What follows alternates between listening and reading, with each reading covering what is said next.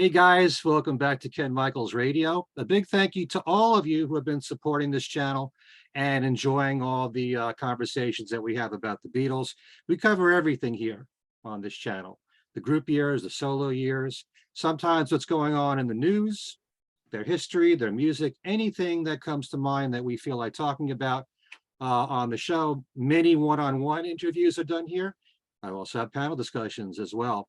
On the show this time, we have Laurie Jacobson, who is the author of this new book called Top of the Mountain, The Beatles at Shea Stadium, 1965.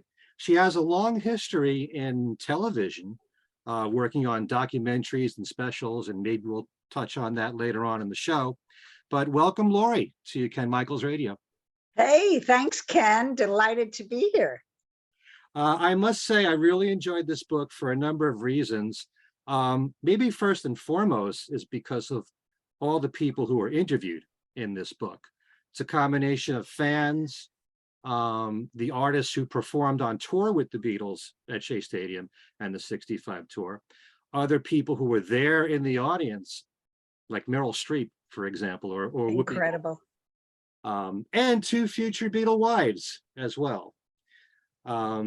But before we even talk about that, at the very beginning of your book, you say the Beatles influenced you on every level. Can you just say, and that could be a show to itself, but in a concise way, how did the Beatles influence you? Oh, and obviously it progressed through the years. When the Beatles were first on Ed Sullivan, I was about 10. And I had never seen the country, well, my classmates, the city, the country, and then the world so taken with something.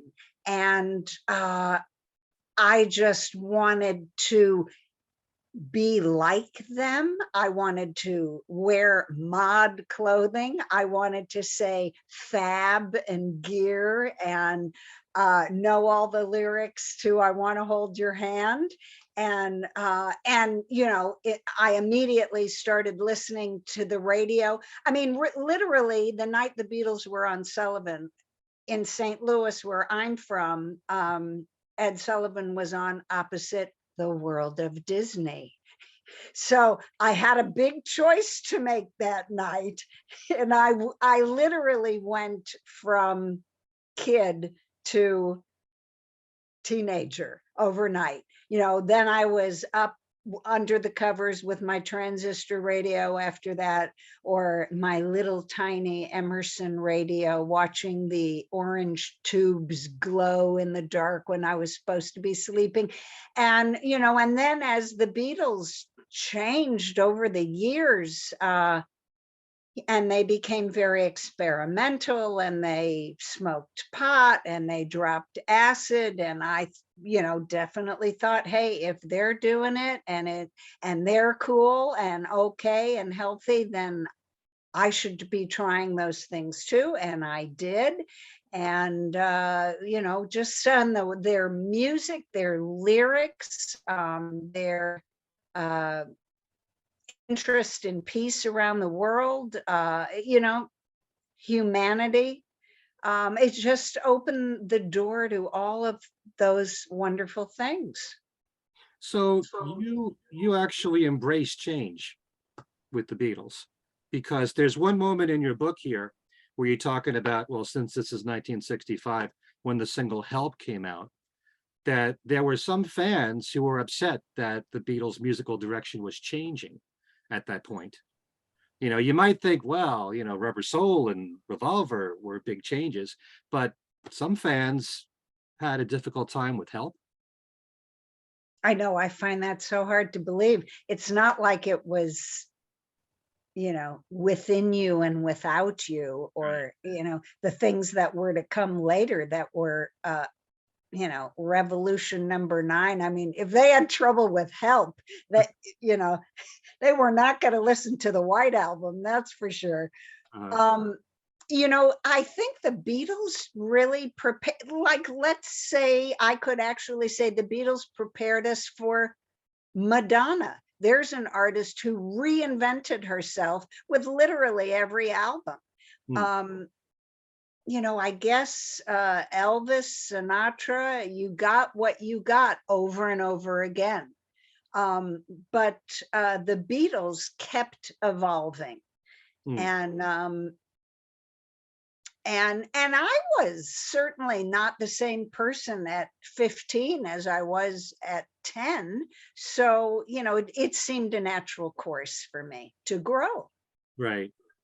Yeah. Um, so what was it that made you want to do a book on this specific concert? As great as Well, I never dreamed I would get to write a book about the Beatles.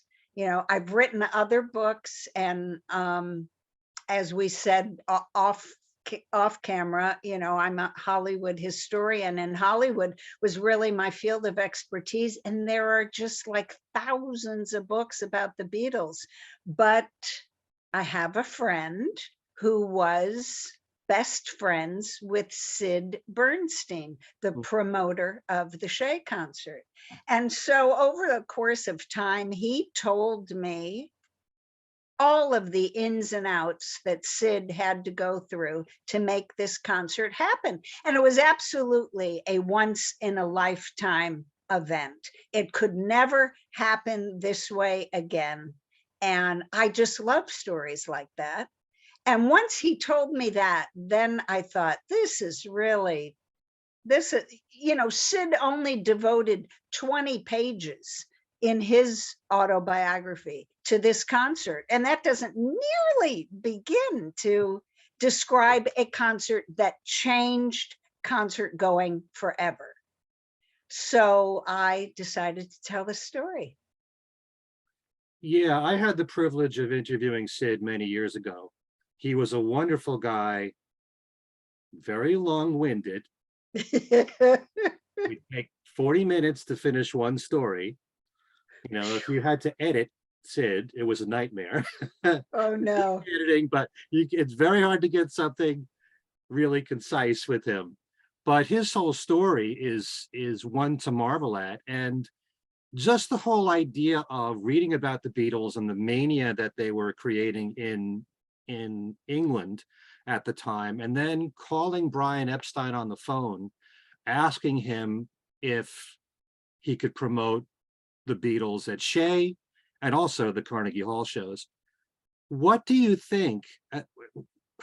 What was it in him or in anyone that can envision that a group from England that hadn't broken yet in the US, there was no guarantee that was going to happen at all, that they could sell out a concert in a baseball stadium that seats 55,000 plus?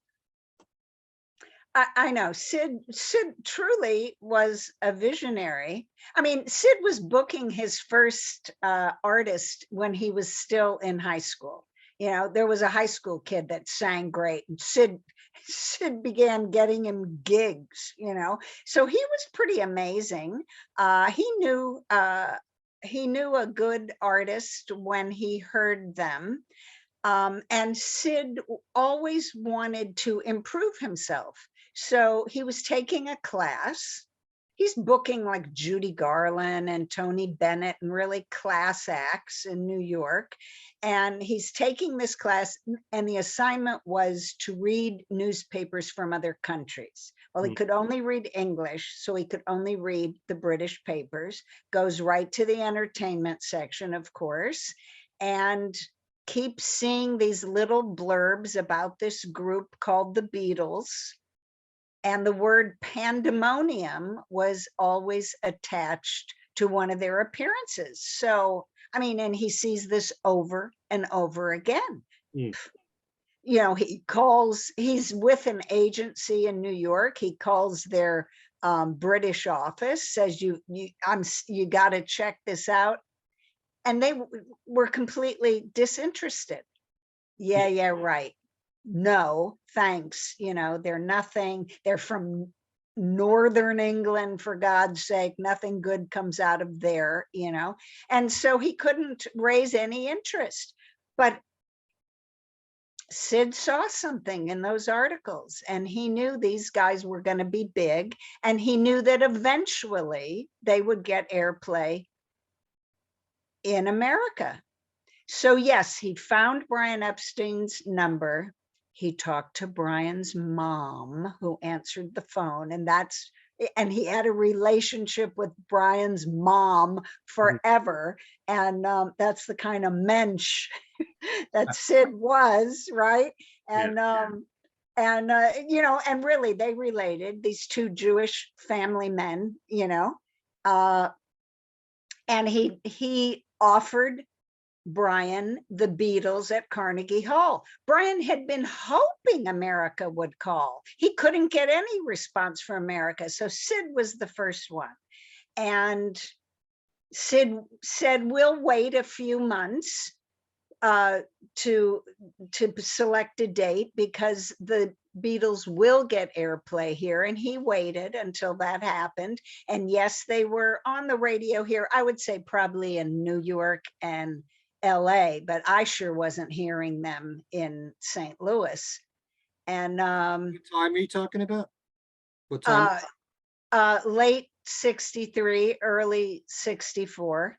Okay. I never heard of them until they were on Ed Sullivan, but they were getting airplay in New York, and it was not too early to book them at Carnegie Hall. And tickets were selling well for 2 shows at Carnegie Hall. And it just so happened that a few weeks prior to their date, Ed Sullivan is traveling through Europe. He lands at Heathrow Airport on a day when the Beatles are arriving home, and there are thousands of screaming girls. And Ed says, I got to have these guys on my show. Finds out that Sid is already bringing them to New York and jumps on Sid's coattails. Would you mind if they did my show a few days before Carnegie Hall? Well, Sid said, great, then I'm going to have 2 sellout shows. That's fine. So Ed introduces the Beatles to America and is forever linked to the Beatles as that, Right. sort of usurping that title from Sid. But Sid never minded that sort of thing. He was very generous in that way. And in the end, he invited, when Sid could have introduced them at Shea Stadium, he asked Ed if Ed would take that honor, and Ed couldn't say yes fast enough. It's really fascinating in a way because I Know I Want to Hold Your Hand was released as a single the last week of December of 63. And as I had one of my guests on a while ago, Al Sussman, who writes for Beatle Fan Magazine, he remembers that the Beatles got massive airplay in the very beginning of January of 64. But you don't think that outside of New York and LA and the rest of the country, it had to really be building. It wasn't initial. It wasn't this tremendous big splash all at once. It was a gradual thing. But on the charts in New York, the very beginning of January, the Beatles were dominating the charts there. The way it used to work was things started on either coast and then finally worked their way to the middle of the country. Right. So, I have to say, I was only listening to the radio in the car when Mom drove, and so whatever she had on, I was hearing Shelley Fabre sing Johnny Angel and ooh, ee, ooh, ah, ah, things like that. A little Bill Haley mixed in there, but Mom wasn't terribly hip. So I never heard the Beatles until February 9th, 1964. What I also find interesting about this whole story is that I know that Brian was very protective of the Beatles, and he didn't want to risk them being booked for any show that wouldn't sell out. And yet, go ahead. You say in your book in 1965, in their European tour, they didn't sell out all their shows. Yeah. Yeah. Brian made some mistakes with those European shows. He booked afternoon shows. Hello, their audience was in school. He would book 2 shows a day, one in the afternoon and one in the evening. In the afternoon shows, there was hardly anybody. If he had had one evening show, he would have had a sellout everywhere they went. But yeah, he did that over and over again, a bad formula. But now when Sid brought them to Carnegie Hall, and then they were on Sullivan, the word spread in the UK that Sid was the guy to call in New York. And so Sid then becomes the conduit for the entire British invasion. Everybody's calling Sid. The Stones, Herman's Hermits, the Animals, you name it, they all want to come over. And Sid starts booking a TV show called Hullabaloo. And all these bands are then on television in America, and then whew, the Brits take the US. It was just a really fabulous time. And in doing this, Sid brings the Animals over and books them 5 nights in a row in New York. Big mistake. They weren't the Beatles. The Beatles could have played 5 nights. Probably not even the Stones at that time could have played 5 nights. So the first 2 nights go well. The last 3 are a disaster. Sid loses his shirt. He has a little baby. His wife is crazy upset. What have you done? We have nothing. We can't. They're literally bargaining for their groceries and paying the rent, and Sid's in a lot of hot water at home. So he needs to come up with something big, really big. Right. Now, what has he got? He's got a great relationship with the biggest act in show business. Where can he book them? Madison Square Garden, not big enough. Yankee Stadium, too old. Brian will never approve. Shea Stadium, brand new, only a year old. Brian will like it. I'm going to book the Beatles at a baseball stadium. He literally he has such a great reputation in New York that he calls Shea Stadium, picks a date, and without any money down, they hold the stadium for him on that date. And then he calls Brian and makes him the offer. And Brian immediately says, no. There were still a lot of naysayers. This is a passing fad. These guys will never last. They'll be bald in a year.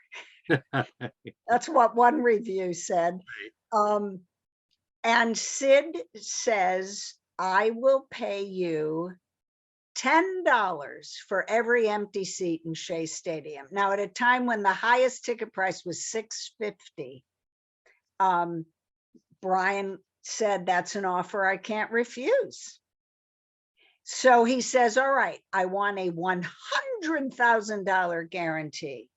Nobody ever received that much money in show business history to that date. So Sid goes, no problem. And Brian says, I want it 3 months from now, which would be January of 65. And my only stipulation is you can't advertise the concert until you give me 50 grand. So Sid goes, well, how am I going to raise 50 grand without advertising? And Brian said, well, I didn't say you couldn't talk about it. And Ken, this is my favorite part of Could Never Happen Again. Because now with the internet, people can't even imagine this. But Sid goes home. He tells his wife, I've made the deal of the century. And when she hears $10 for every empty seat, she goes ballistic. I'm going home to mom. You've ruined us. This will never happen. So he's depressed as you can get. He's he was a big eater, Sid. He was a big man. So I picture him walking with pizza and hot pretzels and pushing his little son in his stroller. And every day he'd walk to Washington Square Park. And by now all the kids knew him. He's the Pied Piper of rock and roll. They follow him. They literally camp outside his apartment building. What's going on? Who are you bringing? So he says, I'm bringing the Beatles to Shea in August. And they're screaming. One girl faints. They throw money at him. And he goes, well, maybe this is how it can happen. He rents a post office box. Every day he goes to Washington Square Park and he tells groups of teenagers, the Beatles are coming to Shea. He gives them the ticket prices and the address of the P.O. box. And after 3 weeks, he gets up the nerve to go to the P.O. box. And the entire postal service at that station comes out to see who is behind box number 21. And they have bags and bags of mail. He had to get his car to bring it all home. And he and his wife start opening envelopes and like rubles fall out. Yen. There was a thing called the Iron Curtain then for the communist countries. Money came from behind the Iron Curtain. Wow. At a time when there was letter writing and long distance phone calls where your parents were over your shoulder saying, get off, it's expensive. This word traveled around the world. That is extraordinary. It's hard to imagine being able, and granted, yes, this is the biggest band in the world, being able to sell out 55,000 seats without being able to publicize it in the media. Yeah, it's just that when I heard that part of the story, I was like, I've got to tell this story. It's so fabulous. So when Sid meets Brian in January, he has all of the money. And he never told Brian how he did it, but Brian was blown away. Now he had more than enough. They had to return 3,000 orders, you know. Wow. You know, towards the end of your book, there are some statements in there that Sid, as far as this concert's concerned, he should have been the producer of the show, not just the promoter. And he never really made the kind of money that he should have gotten through the years, you know? And No. why do you suppose that was when he had this great reputation? I know you mentioned the mistake with the animals, but I mean, just the fact that he was able to pull this off with Shea Stadium, you know, anybody in today's day, if they were able to do something like that, they probably have a pretty secure future, I would think. Here's an example.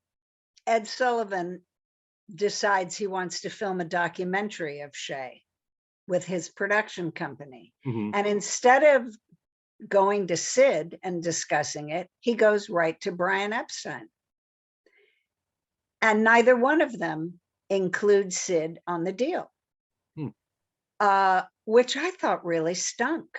You know, here both gentlemen have a great relationship with him. Sid has brought people onto the Sullivan Show for years, and he brings the Beatles to America. Without Sid, there is no Shea. And they go right over him, and Sid never says a word.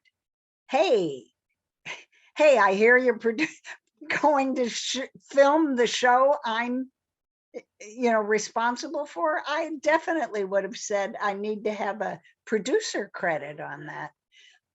So that's typical Sid. Oh, well, you know, he didn't make waves. Yeah. One of the people I interviewed for the book was Felix Cavallari. Sure. Sid had just signed the Rascals just prior to Shea, and they were there in the dugout and in the dressing room. And Felix said there were very, very few promoters that could handle both ends. You know, one is the dreamer, Shea Stadium, and Mhm. the other is the money guy. And Sid tried to be both, but he was really only good at one thing. And that was the visionary aspect of booking, Yeah. and not so much the financial end. There's a great little story there in your book, since you mentioned Felix, where, as a lot of Beatle fans know, at Shea Stadium, on the billboard there, they flashed on the screen, the Rascals are coming, the Rascals are coming. And Brian Epstein saw that, and he was furious with Sid that he was behind that. And he said, you take that down in 10 seconds or there won't be a show. Yeah, Brian was one of those people who was very quietly furious, where you're like really scared. Hmm. If that's not down in 10 seconds, Sid, we're leaving. You know, Felix was present for that. You Hmm. know, Sid was the big promoter. He saw an opportunity to promote his next group. Actually, when the Beatles did a press conference in a ballroom at the Warwick, where they were staying in New York for that gig, he had a plant in the audience to ask the Beatles, what do you think of the Rascals? Mhm. Beatles were like, who? You know, so he was so old school about his promotion. Right. Hmm. One of the things I like about the book is that there's all this buildup leading up to the concert. So you talk about what the years were before this, and you have a chapter called Life Before Shea, and there's a few quotes in there from various people that I thought I'd read, which I found to be kind of interesting. One comes from Steve Boone of the Love and Spoonful, Oh, yeah. who kind of really downplays the Beatles here, which is a big surprise to me. But he said, somebody was going to come along and be a self-contained music machine, a group who writes their own songs, plays all their own instruments on their records. The Beatles just got here first, and more power to them. You know, I was a little turned off by that comment, I have to admit. But, you know, and not everything in this book is everybody being a huge Beatle fan, because she got Mary Wilson in there. That's right. You know, she herself was really an R&B fan. She wasn't that big into the Beatles at the time. Yes, and they had a really awkward meeting with the Beatles that weekend, where Right. the Beatles expected them to be kind of down, like the Ronettes were kind of, you know, ghetto. Yeah. And the Supremes came in all their finery and Mm. expected flash bulbs and champagne, and the Beatles were stoned, you know, playing Dylan's latest record, and the girls were like, they left rather quickly. Yeah. So the Supremes were at the concert? No, Okay. they were not at the Ronettes were at the concert, but the Supremes, some, you know, press agents talked and thought it would be a good opportunity to meet. And the thing I didn't realize that was so interesting was the band or the group that knocked the Beatles out of the #1 spot over and over again was the Supremes. Right. Not the Stones, you know, not the Dave Clark Five, but the Supremes 5, 6 times, you know. Mm. Uh, so I thought it was interesting to have Mary's comments there. And she later became great friends with George Harrison. And they discussed that night. And George said, boy, you were not what we expected. And she said, ditto, you know. So they later became really close friends. She bought his limo, which his Rolls, which had been John's Rolls Royce, which she had for years and years. Wow, I wasn't aware of that. Are all the quotes in your book from interviews that you've done with these people? Because some of them passed away, like Mary. Yes, Mary I did speak to a number of times. Many of them are, and many, and a few are quotes I found. Okay. How long have you been working on this book? Off and on, I worked on the book for 7 years, Hmm. tracking down people,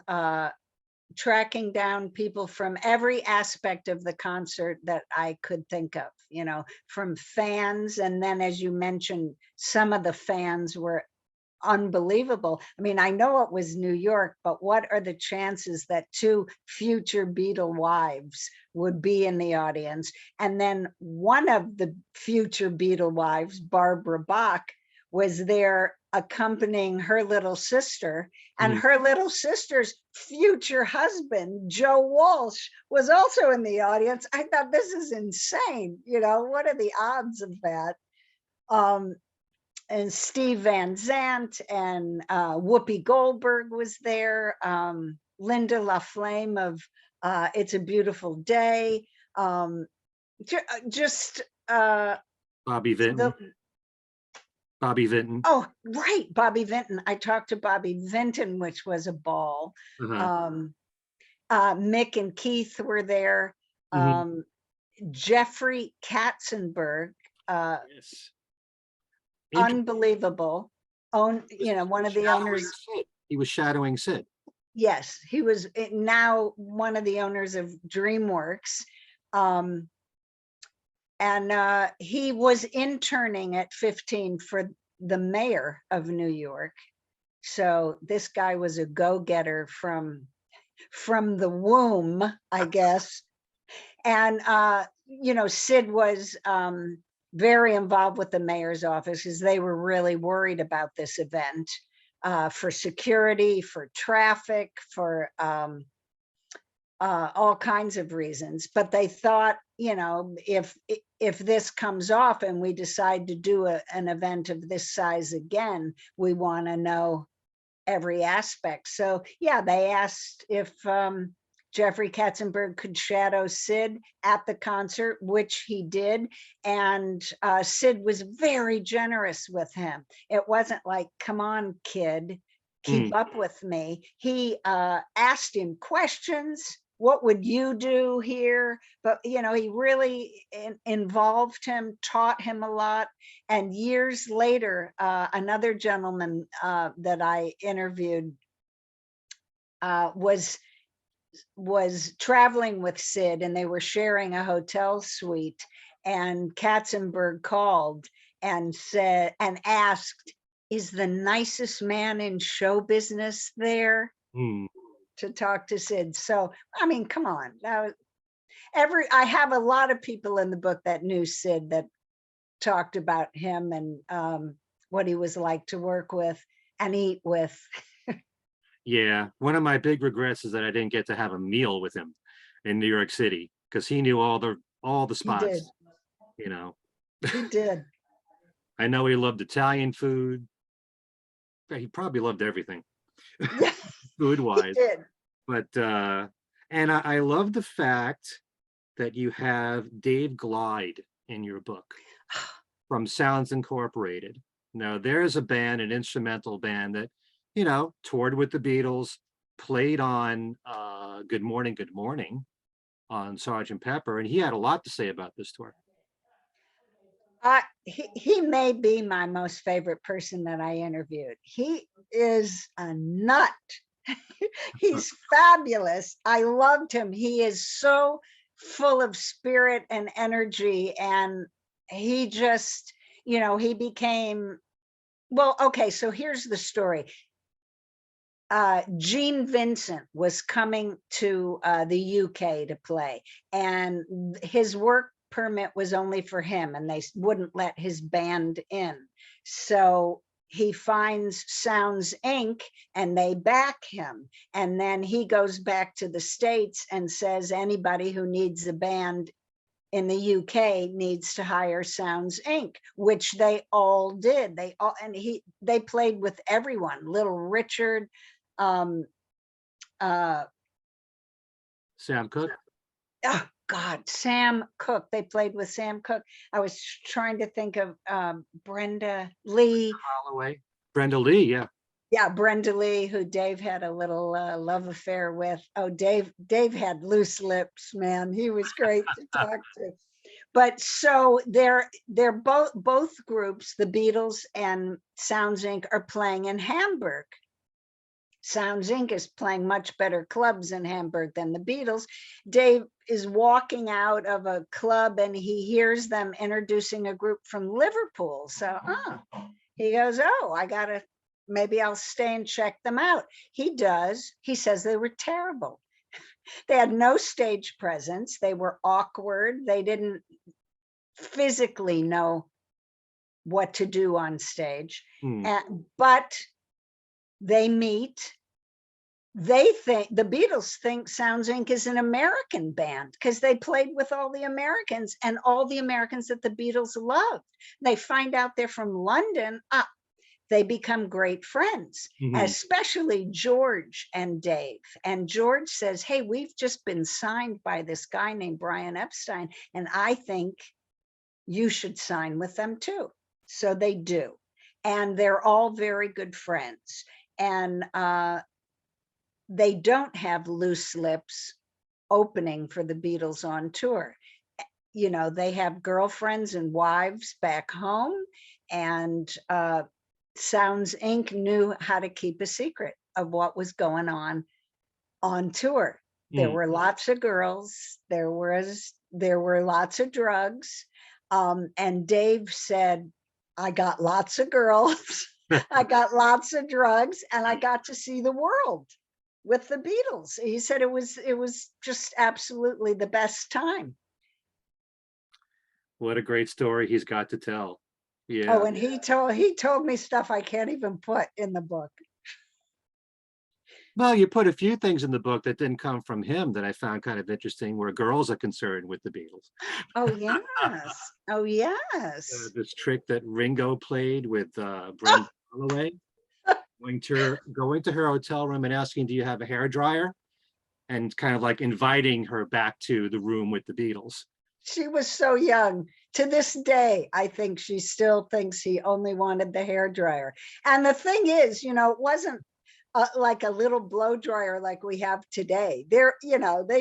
You either sat under a big hood or you had one of those puffy things you put on your head that was attached to a heavy base, you know. So it was, and come on, like the Beatles really bothered to dry their hair? I don't think so. But there was a lady, Brenda was one of the opening acts, and there was a lady named Dawn Michaels who was in another of the opening acts. It was a dance group called the Discotheque Dancers, and she pretty much said the minute she and Paul met, it was over for them. They kind of picked each other out, and they were together for the rest of the tour. And whenever Paul came to LA for years after Shea, he always called Dawn. You know, and there's some safety in that. I mean, besides the fact that Dawn was this amazing woman, and still is, you know, there's safety there with someone that you know and trust. It's not like the Beatles could go pick up a stranger in a club, because you don't know if that stranger will sell your story or cry rape or get you in a whole bunch of trouble. Could be underage. That's right. I was going to say she's 21 when she's not.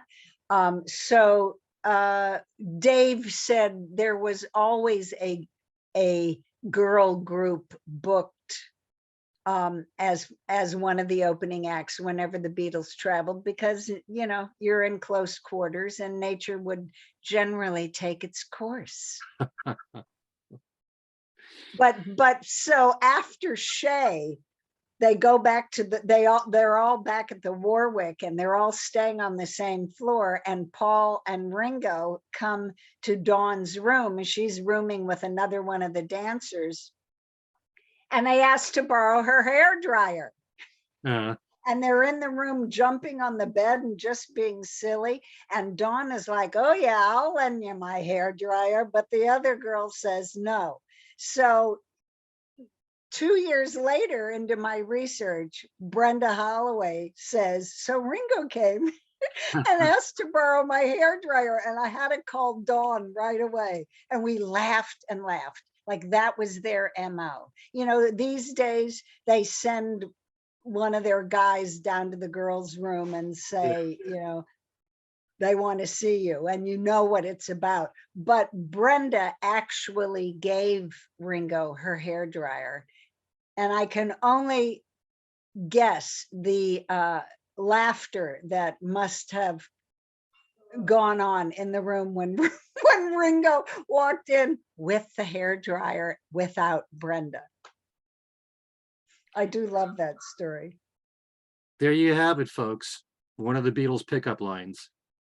And And it just speaks to the innocence of the time, you know. I want to talk about, because this is priceless, some of the information you have here behind the people that worked on the documentary for the Beatles at Shea. And, you know, the talent that was behind this. Bob Precht was the producer and director from the Ed Sullivan Show, right? Andrew Laszlo, who is quoted quite a lot here in this book. Can you tell me more about him, his whole background? He was a brilliant cinematographer, and Bob Precht had worked with him on another project, and hired him to run the show. And Andrew then hired 14 other cinematographers who all went on to great experience. One was Gordon Willis, who shot all the Godfather movies, and many of Woody Allen's films, and all of the guys had great credits. So they hired some amazing people. Andrew Laszlo went to Shea many times to see how it would look from, because they were going to shoot everything out in the audience, shooting the fans, in the helicopter with the Beatles, bringing the Beatles into Shea. I mean, at the Warwick, leaving, they were everywhere. They shot everything. So he had to see how the light, you know, the lighting was terrible. The sound was terrible. That wasn't his problem so much. That was somebody else's problem. But yeah, he had to do a million tests to see. I have it here in your book. He experimented with exposure, also faster lenses and handheld lights. And he came up with a formula that would allow him unlimited opportunities to film the audience, like tears running down the cheeks of a teenage girl, for example. So played a major part in this documentary. Yes. You mentioned Gordon Willis, and just having shot all three Godfather films alone, I mean, that's a career to itself. But he also worked on Annie Hall. You mentioned Woody Allen and Manhattan. You have Jack Horton, who shot The Miracle Worker. Peter Gabarini, who shot Endless Love. Emmy nominees Harvey Jenkins and Michael Rayhack, who shot the 1956 film Rock, Rock, Rock. You had some very heavy-duty people working on this. Yeah, really. It was amazing. And they all say Shea was the highlight of their career. And Andy Laszlo suffered permanent hearing loss that night. You know, they had this whole walkie-talkie system set up so he could communicate with his 14 guys. And that went right out the window the minute the Beatles came on, because nobody could hear anything. And the way the stadium is built, the sound just came right down onto the field and onto the stage. And Laszlo had a million things stuffed in his ear, cotton, earplug, and ringing for days, and then permanent hearing damage. Gosh. It was loud. Yeah. But there's one more thing about Andrew that you say here, because he went on to work with John, Oh, yes. the Yeah, one concerts. yes. Which, by then the magic of Shea was over and they were on to other things. But yes, he got to work with John and Yoko at Madison Square Garden. Right. I wonder if John contacted him in any way, or if it just happened to be happenstance that. I think it was happenstance. I don't think the Beatles knew anything about the technical aspect of the documentary that was being shot. Hmm. The only thing they knew was that they had to re-record the music, Oh, yeah. which was a secret, because Precht was advertising it as a live concert, and he wanted to keep that raw sound. But Brian Epstein said no. Well, I think you said in the book that Brian was very pleased with the documentary, but the Beatles and George Martin weren't happy with the sound. So that they Okay. had to, redo or sweeten some of the songs there and do some overdubbing. Yeah. Oh, this one other thing I found here interesting. That you mentioned the Warwick Hotel. After the Ed Sullivan rehearsals, Mick and Keith and Bob Dylan hung out with the Beatles, and Sammy Davis Jr. wanted to meet them. And I guess it was too late at night, and Paul asked if he can come back the next day. And Sammy, it was actually too early in the morning. The Beatles had literally, it wasn't a lot of thought on Sammy's account because, there's a massive time change. So the Beatles had no problem staying up all night because it was daytime where they had just been 2 days ago, and they were partying with their American friends. So Sammy arrives early the next morning with a bottle of champagne, one of the Rat Pack. The Beatles would have definitely wanted to meet him, but 3 were already asleep, and Paul was just toddling off to bed. And Sammy was a little insulted. And the New York press tried to play that up as, the Beatles insult one of the Rat Pack. right. I guess they never did meet him. Oh, I wouldn't be surprised if at some point Sammy met them, or some of them. One thing I found interesting here. I keep saying one thing. There's many things. Ignore what I'm saying here. On the helicopter ride to Shea, George Harrison wanted the plane to land in Flushing, but the pilot captain just wanted to do a tour of Manhattan, flying in between skyscrapers, and George was having a fit over this, and he almost threw up. He kept screaming, "Land this plane, land this damn plane." Never heard about this before. Poor George was a notoriously bad flyer. And, and that's on a large plane. This was a helicopter. And the pilot was swooping and swerving. He thought, well, you guys have been in your hotel room. Have you seen the Chrysler building? And so Paul and Ringo were loving it. John was a little hesitant, but George was semi-hysterical. And actually, one of the other girls in Dawn's dance group, told me that on the tour, one of the engines on the plane caught on fire and they had to make an emergency landing. And she said George was just, white as a ghost. And she said, we all thought we were going to be Buddy Holly. Yeah. And that sent a chill through me, because that wasn't, that was one of their idols. I'm sure that was in their mind, Right. oh my God. So So yeah, the other Beatles didn't panic. It was just mainly George, or they all did. with the fire, they Yeah. were all they were all upset. Yeah. Who wouldn't be? Yeah, I mean, really. Um, it does say you have a photo in your book of Marvin Gaye, who I guess was at Yes, the Shea Stadium uh, concert, and he shot his own movie footage. he's holding the movie camera in that shot. Now, they only introduced Marvin from the stage, uh, and he greeted the crowd. No one ever got a shot of him there, and he didn't perform.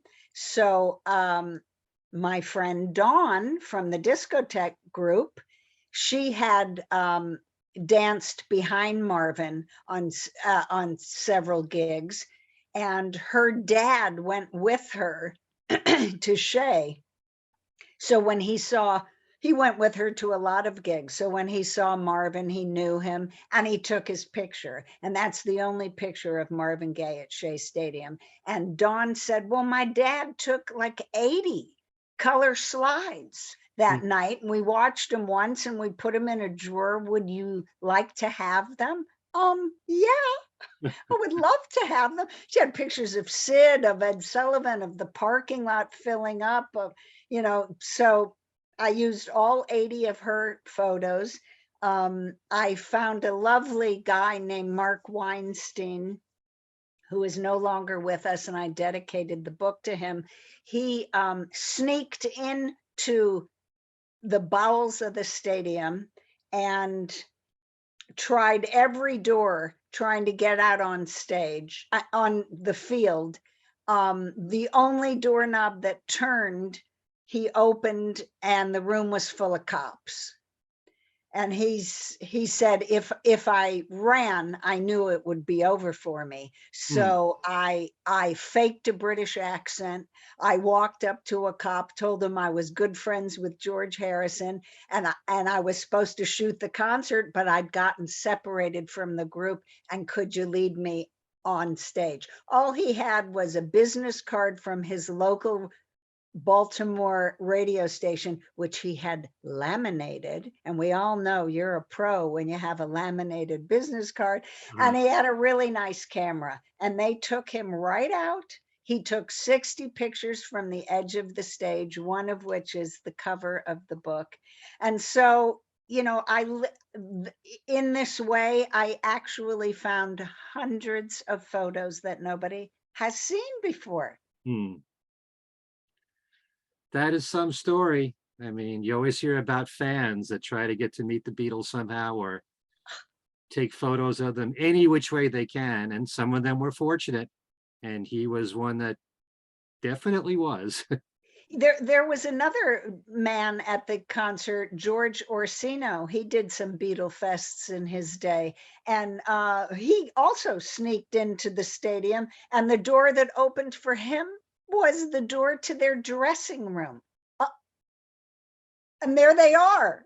Here Brian Epstein was so concerned about security, and people are just walking in left and right. If more people had gone downstairs, what might have happened? But again, it's the innocence of the time. Right. Nobody was there to cause trouble or pain. Everyone was there to see the boys. Yeah. You've got some amazing stuff throughout this book. I'm so grateful that you put this together. Um, you do say here, and I found this, well, it shouldn't be that shocking, but the film crew for this documentary shot close to 200,000 feet of film. Less than 5% was used. And then 6 months after the show aired, all the unused footage was ordered destroyed. Isn't that a crime? Well, who knew? Who knew? Why didn't I hold on to my Beatle wig? Mhm. Uh, people just didn't think about what would happen 40, 50 years later and what that footage would have been worth. It's happened so many times that people back then didn't have any sense of history. Nobody would have been able to look into the future and think 10, 20, 50 years from now, the Beatles would still be so important and still loved and studied and followed and still be making it on the charts. Nobody could look that far into the future and know all this stuff. No. So, yeah. Oh, I know. That's painful. All right, we're gonna end this conversation about Shea. I do like what was said towards the end of the book from the Beatles publicist Tony Barrow, because he made mention of the fact that 1965 was their favorite year for touring. He actually said that 1964 was tough, 1966 was forgettable because they were ready to stop touring, but 1965 was the best for them. Yeah, it was absolutely the peak of Beatlemania. By 66, John had said we're more popular than Jesus now, and people were burning the albums, and they weren't as universally embraced as they had been in the beginning. So 65 was absolutely the top of the mountain. And that is a quote of John's, who was out with Sid several years later, and they reminisced about Shea. And he said, on that glorious night, I saw the top of the mountain. And you can see it on their faces when they hit the field. The wonder, just looking around, and the disbelief. And I think it was really that moment that they knew they had the power to sway a generation. And indeed, the fans, 56,000 rock and roll fans had never gathered in one place before. Right. And it was so empowering for them to be together that way. It changed the world that night. And in your book, there's one page that beautifully explains the importance of this concert, that it goes beyond just being a delightful show itself, but how the industry changed so much right after Shea Stadium, certainly in terms of how audio equipment had to be improved to meet the standards of being able to sell out in stadiums. So much change because of this show. Yes, and then 4 years later was Woodstock, where everybody could see them and hear them, and the stage was massive, not some little postage stamp size platform. So yeah, technology and presentation got their act together in a big hurry, that this was the future. Right.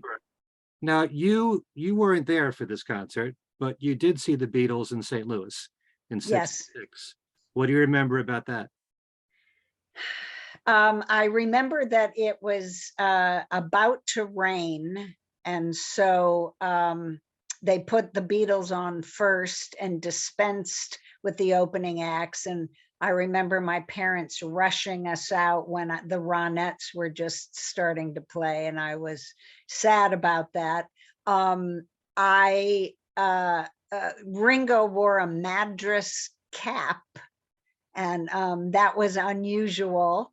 And I just remember knowing that this was going to be my moment with the Beatles, and I probably wouldn't get another one. And I just wanted to quietly listen and dab away a tear or two, and just take it in. I didn't want to scream and not hear, because I could hear them. I could definitely hear them. And 9 songs, 9 3-minute songs, and in 28 minutes it was over and they were gone.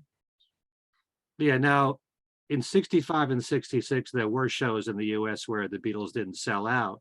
What was it like at the show that you saw in St. Louis? Did they It sell out? was not, it was at a baseball stadium. It was not a sellout. I got handed a leaflet that said, "We're more popular than Jesus now, and why we should not like the Beatles," which I put in the book because I held on to it with my ticket stubs all these years. And I remember my father complaining about the $6 tickets, which makes me laugh now. And Dad was although Dad changed his mind later, he was one of those naysayers. Look, they didn't sell out Busch Stadium, you know. So there was still all that going on, but, you know, I just was in heaven pretty much. Did you hear a lot of that around you about the Beatles being bigger than Jesus comment and the furor around it at that time where you were? Only from the adults. And you know, that was more prominent in the southern states than it was in the northern. You know, Missouri's pretty borderline. They went with the Confederacy until they saw the Confederacy was gonna lose, and then all of a sudden they were on the other side. So, But did you see any coverage of this on the news in St. Louis? no, and I still have the newspapers from that day. You know, which was all positive. Okay. Lots of photos, big section of the entertainment section. Just the Beatles deigned to come to our city, and it was a big celebration. And how well could you hear them? I remember being able to hear them clearly. Well, it wasn't a sellout, so there was less screaming. Was there considerable screaming still? There was some, but not enough to impede my audio enjoyment. You know, these girls, many of the fans that I interviewed, they remembered every moment. They remembered what they wore. You know, I cannot, and I know I picked my outfit with care, but I can't remember what I wore, or you know, I just remember knowing that this was it for me and the Beatles.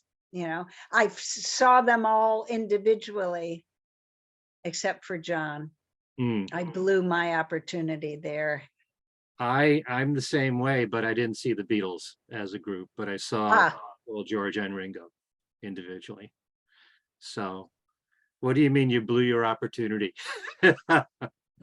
I say this I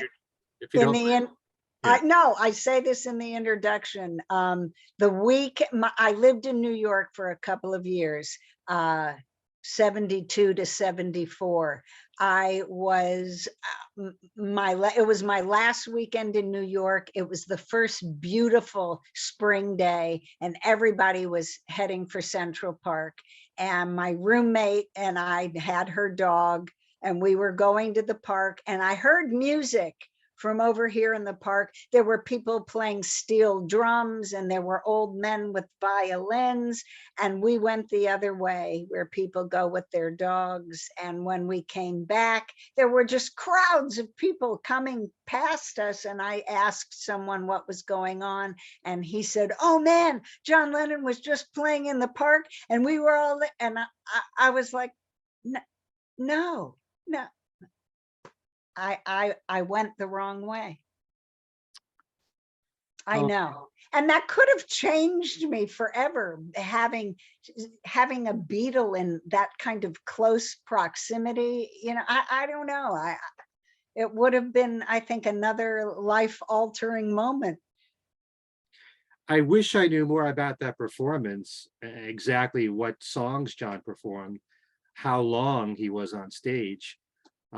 So if anyone watching knows anything about that, please let me know. Let us. And it wasn't even on stage. I think he was just sitting cross-legged probably somewhere near Strawberry Fields, since that was his area. Okay. All right. There is a stage that you'll find there's footage of him like dancing in front of the stage, and I believe it's Central Park. So I don't know if that was the time. I'm not sure. Hopefully we'll find out more about this. Okay, spring of 74. All right. You want to talk a little bit about your career in TV? Because I know that you worked on, we talked about this before the recording, 20th anniversary special that you did on the Mary Tyler Moore Show. And that's my favorite TV show of all time. So what was that like for you to work on that in particular? Were you a major fan of that show? Oh yeah, I was a major fan. It was, you know, a highlight of my career in LA. It was the first time the entire cast was gathered together since the death of Ted Knight. So it was a very emotional reunion for them. And we shot it at Jack Haley Jr.'s house in his living room.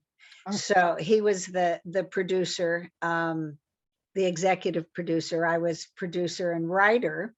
And, you know, they had to force me and twist my arm to watch every Mary Tyler Moore episode multiple times, picking the best moments. And we had different segments that we, you know, that highlighted each player, and several themes like Mary's bad parties and Mary's bad dates. And when they were watching them and we were filming them, and when they watched the Ted Knight segment, they were crying. They were really crying. It was so lovely. They were all wonderful. Betty White was just beyond kind. Mary, well, Ed Asner, and you know, all of them were just so sensational. But I'll share this one story with you to show you what I learned from Mary Tyler Moore. She brought the hat, of course, that you throw in the air, and she brought the M from her apartment that hung on the wall. And we were getting ready to shoot the closing of the show, which was just with Mary. Yeah. And they were hanging, that she was getting ready in her dressing area, and the prop guy was hanging the M on the fireplace, and he dropped it. And it was only made of plaster of Paris. And it broke into a bunch of pieces. And yeah, we were like you. And we all had to make this horrible production decision that if we told, you know, meanwhile, I already knew that they had auctioned it at a charity, and her husband paid $10,000 to get it back, you know, so it was really a treasured keepsake. Yeah. And if we told her, we might not be able to get the last shot, and we needed to get the last shot. And so now we're all in it together. You know, we're all lying in our minds to Mary, and the prop guy goes away and he glues it back together and he spray paints it to try and hide all the cracks. And Mary comes out to shoot the closing, and she takes one look at it and she knows it's broken. And we all die a little bit inside. And she said, "Excuse me, please." And she left the set. And we're all freaking out. And 15 minutes later, she came out completely composed and said, "Let's shoot the end now." And she never asked who dropped it. She never said word one about it. And I just thought, what a professional. Yeah, consummate professional. Yeah. So many other people would have lashed out at that moment without even thinking. Oh yeah. Yeah. No, so it was a magnificent experience from beginning to end. I just think that based on, this is just my own personal taste here. I love the cast so much of that show. They were so perfect. And one of the brilliant things that they did, which other sitcoms and TV shows copied, was that as certain cast members left, new ones came aboard and kept the show fresh. As Valerie Harper left and Cloris Leachman left, and you had Betty White and you had Georgia Engel. And the writing of that show was just beyond superb. And you couldn't have asked for a greater group of people to be in a show together. And yeah, I just treasure that show. I may not be Rosie O'Donnell level when it comes to the Mary Tyler Moore Show or Oprah Winfrey, but I loved, and I had a crush on Mary and Valerie. Yeah, it was wonderful. It was really, really wonderful. Right. You also did a show on the funny women of television. Yes. You want to say a few words about that? It was at the request of the Museum of Television and Radio in New York. And we started really in the earliest days of television. I got to meet Gail Storm. You're probably too young to remember My Little Margie. Yes, but yes. I was a little kid watching that show and loving all the trouble she would find herself in, all the mischief. So everyone was there. I got to meet Rosemarie, and again, we looked at, the museum had all the earliest clips from the beginning of television. So it was really an education for me as well. And lovely to tribute the women for a change. And that was quite some time ago before that became as big a deal as it is now. Yeah. Did you get to meet Lucille Ball or Carol Burnett or any of them? I don't recall. I do believe they were there that evening, and I think they introduced one of the segments, Carol and Lucy, but they weren't hanging out in the audience with me and Gail. You want to talk about what you're working on now? There's a whole bunch of programs here that I don't know all that much about. TV dinners. That was my last book. I happen to be married to a little bit of television history myself. My husband is Jon Provost, who played Timmy on Lassie. Okay. And because of my relationship with him, I am friends with now everyone from the golden age of television that were and are his peers.